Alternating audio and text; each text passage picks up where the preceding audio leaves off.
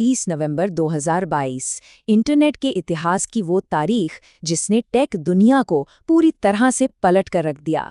एक ऐसा tool internet पर आया और रातों रात पूरी दुनिया में बस उसी की चर्चा होने लगी। हर जुबान पर सिर्फ एक ही नाम, चैट जीपीटी। एक मशीन का इंसानों की तरह सोचना और बात करना, ये कोई मामूली बात तो नहीं थी। लेकिन क्या ये सब कोई रातों रात हुआ जादू था, या फिर इसके पीछे सालों की कड़ी मेहनत, अरबों डॉलर का निवेश और गूगल की एक बहुत बड़ी गलती थी? आज एआई मोशन के इस खास एक्सप्लेनर में हम चैट जीपीटी के बनने की उस असली और दिलचस्प कहानी की तह तक जाएंगे। स्क्रीन पर दिख रहा है ये नंबर 1 मिलियन यानी 10 लाख। इसकी अहमियत बहुत बहुत बड़ी है। आमतौर पर किसी भी नए प्रोडक्ट को 10 लाख यूजर्स तक पहुंचने में महीनों या शायद सालों लग जाते हैं। नेटफ्लिक्स को सालों लगे, फेसबुक ने भी लंबा समय लिया, लेकिन चैट जीपीटी, इसने ये मुकाम सिर्फ और सिर्फ 5 दिनों में हासिल कर लिया। इसकी लॉन्चिंग इतनी तेज और विस्फोटक थी कि इंटरनेट का कोई भी कोना इसकी चर्चा से बच नहीं पाया। ये वो ऐतिहासिक पल था जब पूरी दुनिया को समझ आ गया कि हम एक बिल्कुल नए युग में कदम रख चुके हैं। और इसके इतनी तेजी से वायरल होने की वजह भी एकदम साफ थी। स्कूल या कॉलेज का लंबा चौड़ा निबंध लिखना हो, मुश्किल सॉफ्टवेयर की कोडिंग करनी हो, या फिर किसी इंसान की तरह बस गपशप करनी हो, इसने वो सब कुछ किया, वो भी पलक झपकते ही। इसकी इंसानी समझ देखकर बड़े बड़े टेक दिग्गज भी हैरान रह गए। लेकिन ठहरिए, इस जादू के पीछे की सच्चाई उतनी भी सीधी नहीं है। ये रातों रात नहीं हुआ। इसके पीछे एक बहुत लंबा सफर है, और उस सफर को समझने के लिए थोड़ा सा पीछे जाना होगा। तो चलिए इस कहानी के बिल्कुल शुरुआती पन्नों को पलटते हैं। साल 2015, सैन फ्रांसिस्को शहर का एक छोटा सा, बहुत ही साधारण सा ऑफिस। वहाँ कुछ लोग एक बेहद असाधारण आइडिया पर काम कर रहे थे। जी हाँ, यही नींव रखी गई थी उस कंपनी की जिसने आगे चलकर इतिहास रच दिया। इस कंपनी को शुरू करने वाले कोई आम लोग नहीं थे। Sam Altman, Elon Musk, Ilya Sutskever और ग्रेग ब्रॉकमन जैसे सिलिकॉन वैली के बड़े बड़े टेक दिग्गजों ने हाथ मिलाया, और जन्म हुआ ओपन एआई का। उनका मकसद बहुत ही साफ था और थोड़ा डरावना भी। वो आर्टिफिशियल जनरल इंटेलिजेंस यानी एजीआई बनाना चाहते थे। आसान भाषा में कहें तो एक ऐसी तकनीक जो इंसानों से भी ज्यादा समझदार हो। लेकिन उनका ये भी पक्का इरादा था कि ये तकनीक पूरी मानवता के लिए बिल्कुल सुरक्षित होनी चाहिए। अब यहाँ एक बहुत ही दिलचस्प बात है। ओपन एआई की शुरुआत बाकी टेक कंपनियों की तरह मुनाफा कमाने के लिए नहीं हुई थी। इसके उलट ये एक नॉन प्रॉफिट रिसर्च लैब यानी गैर लाभकारी संस्था थी। क्यों? क्योंकि इन फाउंडर्स को एक बहुत बड़ा डर सता रहा था। उन्हें डर था कि कहीं गूगल या फेसबुक जैसी बड़ी कॉर्पोरेट कंपनियां एआई की इस असीमित ताकत पर पूरी तरह कब्जा न कर लें। उनका लक्ष्य एआई को इन बड़ी कंपनियों के एकाधिकार से बचाना था, ताकि इसे दुनिया के लिए खुला और सुरक्षित रखा जा सके। मकसद तो बहुत ही नेक था, है ना? लेकिन कहानी में असली ट्विस्ट अब आता है, एक ऐसा मोड़ जो शायद ही किसी ने सोचा था। वो तकनीक जिसके बिना चैट जीपीटी का वजूद ही मुमकिन नहीं था, वो तकनीक ओपन एआई ने नहीं बनाई, बल्कि ये उसी कंपनी ने खोजी थी जिससे ओपन एआई पूरी मानवता को बचाना चाहता था। बिल्कुल सही सुना, ये तकनीक गूगल के वैज्ञानिकों की ही देन थी। इसे टेक इतिहास की सबसे बड़ी विडंबना कहें तो गलत नहीं होगा। हुआ कुछ यूं कि साल 2017 में गूगल के रिसर्चर्स ने एक रिसर्च पेपर पब्लिश किया।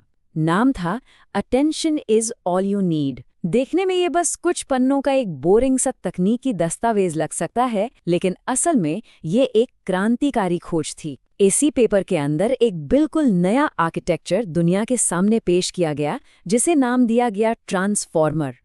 यही ट्रांसफॉर्मर वो रहस्यमयी चाबी है जो इस पूरी कहानी का रुख मोड़ देती है। जब चैट जीपीटी बोला जाता है तो उसमें जो टी है ना, वो इसी ट्रांसफॉर्मर के लिए है, जनरेटिव प्री ट्रेन्ड ट्रांसफॉर्मर। तो इस तकनीक ने आखिर ऐसा क्या बदल दिया? देखिए, पहले एआई शब्दों को एक एक करके लाइन से पढ़ता था, लेकिन इस ट्रांसफॉर्मर ने एआई को एक साथ पूरे वाक्य को पढ़ने और शब्दों के बीच के गहरे संबंध को यानी कॉन्टेक्स्ट को एक ही झटके में समझने की सुपर पावर दे दी। इससे एआई के सीखने की स्पीड रातों रात हजारों गुने बढ़ गई। गूगल ने इस खजाने को खोज तो लिया, लेकिन ओपन एआई ने इसकी असली ताकत को तुरंत भांप लिया और बिना वक्त गवाए अपना पूरा फोकस इसी ट्रांसफॉर्मर पर शिफ्ट कर दिया। ट्रांसफॉर्मर नाम का ये जादुई आर्किटेक्चर हाथ लगने के बाद ओपन एआई की टीम ने पीछे मुड़कर नहीं देखा। उन्होंने पूरी आक्रामकता के साथ एक के बाद एक धांसू जेनरेटिव मॉडल बनाने शुरू कर दिए। इस टाइमलाइन पर अगर नज़र डालें तो उनकी स्पीड का अंदाज़ा लग जाएगा।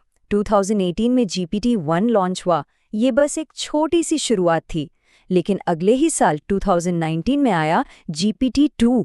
ये इतना ताकतवर था कि OpenAI खुद घबरा गया। शुरुआत में तो उन्होंने इसे पब्लिक के लिए रिलीज ही नहीं किया, क्योंकि उन्हें डर था कि कहीं इसका इस्तेमाल इंटरनेट पर फेक न्यूज़ फैलाने के लिए ना होने लगे।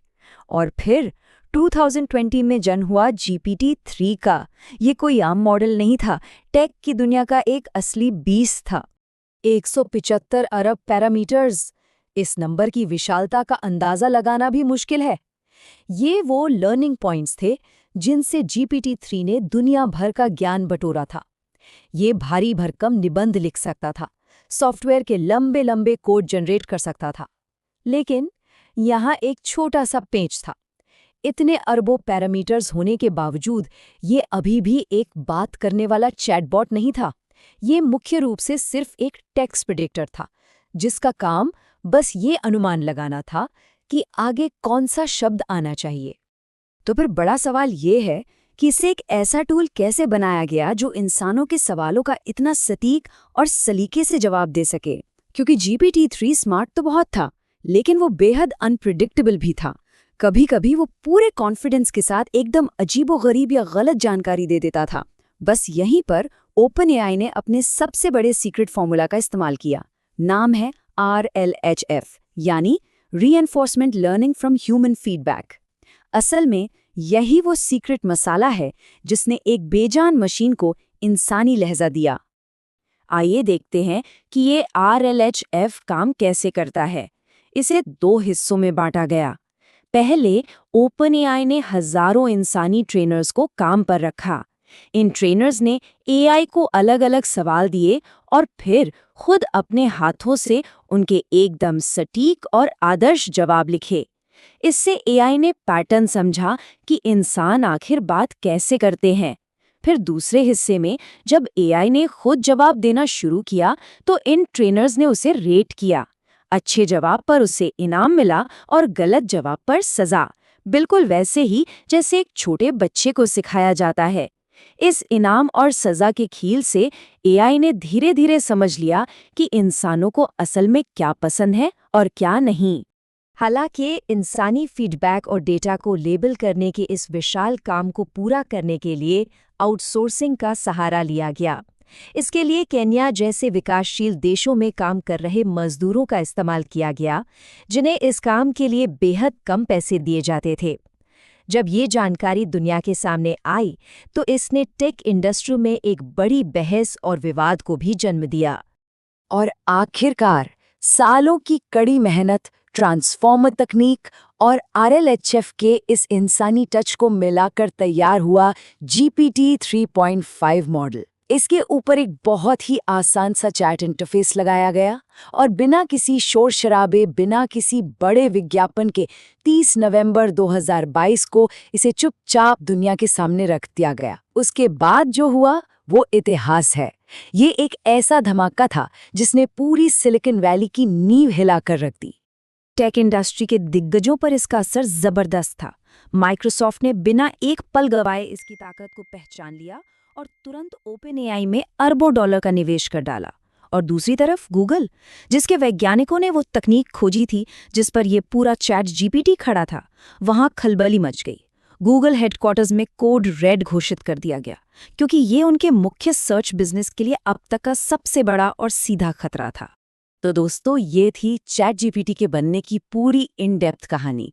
एक ऐसा सफर जो शुरू तो हुआ था मानवता को बचाने और एक नॉन प्रॉफिट लक्ष्य के साथ, लेकिन गूगल की एक क्रांतिकारी तकनीक, इंसानी फीडबैक के एक सीक्रेट फॉर्मूले और अरबों डॉलर के निवेश ने इसे आज दुनिया की सबसे मूल्यवान और प्रॉफिटेबल कंपनियों में से एक बना दिया है। आखिर में एक बहुत ही अहम सवाल छोड़कर जा रहे हैं।